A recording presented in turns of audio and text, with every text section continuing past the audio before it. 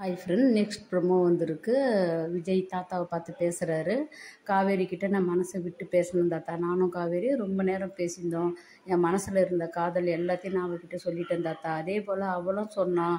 ஆனால் அவளை இந்த கான்ட்ராக்ட் விஷயம்தான் தாத்தா மனசை போட்டு உலுக்கி இருந்துருக்குது. ரொம்ப ஃபீல் பண்ணியிருந்துக்கிறா சொல்லிட்டு தாத்தா கிட்ட சொல்கிறாரு. நான் மறுபடியும் அவளை முதல்லேருந்து லவ் பண்ணி அவங்க அம்மா கிட்ட ஃபைட் பண்ணி நான் மறுபடியும் பொண்ணு கேட்டு கல்யாணம் பண்ண போகிறேன் தாத்தான்னு சொல்கிறாரு.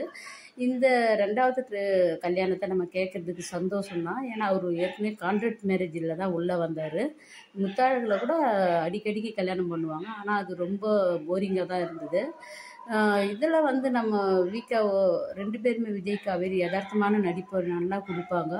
நம்ம வீக்கா ஃபேன்ஸுக்கெலாம் சந்தோஷம்தான். மறுபடியும் அவங்க லவ் பண்ணுற டேக்காக இருந்தாலும் சரி, மறுபடியும் கல்யாணம் பண்ணிக்கிற போல் இருந்தாலும் சரி. ஏன்னா ஒருத்தவங்க மனசுக்கு பிடிச்சிட்டு அவங்க எப்படி நடித்தாலும் நம்ம ஏற்றுக்குறோம் இல்லை? அதுபோல் தான் நம்ம மனசுக்கு பிடிச்சவங்க தானே ரெண்டு பேருமே.